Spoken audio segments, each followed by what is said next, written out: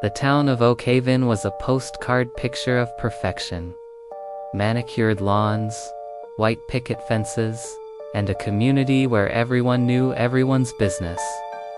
Overlooking it all was Blackwood Manor, a Gothic giant that had been empty for as long as anyone could remember. It sat on the hill like a silent, brooding king, its windows like vacant eyes. We kids used to dare each other to touch its rusty iron gates, but no one ever stayed long. The house had a way of making you feel watched. Then, one Tuesday, the moving trucks arrived. They were strange, old-fashioned vehicles, painted a deep, matte black. The town buzzed with speculation. Who would want to live in the Blackwood Manor? The answer came a few days later, in the form of the Mortimers. There was Mr. Mortimer, a tall, gaunt man who always wore a top hat, even when tending to the strangely colored flowers he planted. Mrs. Mortimer was a vision in long, flowing black dresses, her face pale as porcelain. Their children, a boy and a girl, were rarely seen, but when they were, they'd be chasing butterflies with nets that seemed to shimmer with an otherworldly light. My friends and I would watch them from the bottom of the hill with binoculars. We were convinced they were vampires, or maybe witches. They never came into town. Their groceries were delivered by a special service, their mail left in a box at the foot of their winding driveway. The town's welcoming committee tried to visit once. Mrs. Gable, the head of the committee, marched up that hill with a fruitcake and a smile. She came back down an hour later, looking pale and flustered, muttering something about a pet raven that could recite poetry and tea that tasted like thunderstorms. She never talked about it again. My curiosity got the better of me.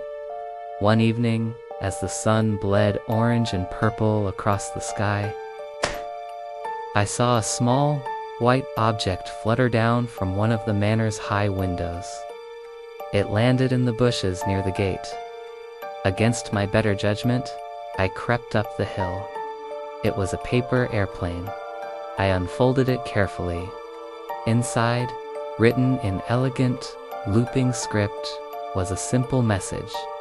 "Do you like to play hide-and-seek?" My heart hammered against my ribs. This was it. The invitation I'd been half hoping for, half dreading. I scribbled yes on the back with a pen I had in my pocket, folded it back up, and tossed it over the gate. For a moment, nothing happened. Then, a light flickered on in the tower window. The next day, another paper airplane landed in my yard. Tonight, when the moon is highest, the front gate will be open. The seeker counts to 100. I was terrified, but also incredibly excited. That night, I snuck out of my house and made my way up the hill. As promised, the massive iron gate was slightly ajar. I slipped through and found myself in a garden unlike any I'd ever seen. The flowers glowed with a soft, internal light, and the air hummed with a strange energy.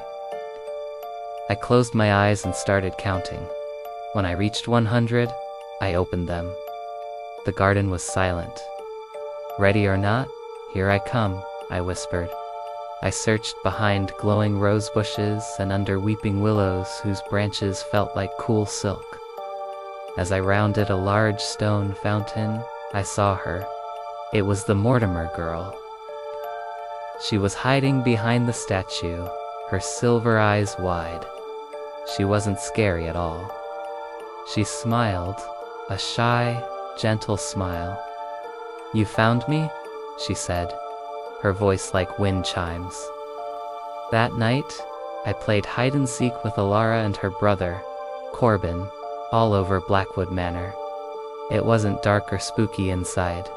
It was filled with books, strange contraptions, and hallways that seemed to rearrange themselves. Their parents, Mr. and Mrs. Mortimer, were inventors and historians, not monsters. They were just different. They'd moved to Oak Haven for the peace and quiet, to work on their peculiar projects without interruption. The Mortimers never did fit in with the rest of Oak Haven. They didn't come to the town barbecues or the bake sales, but from that day on, I had a secret. While the rest of the town whispered and wondered about the bizarre and freakish family on the hill, I knew the truth. They were kind and funny, and the best hide-and-seek players I had ever met.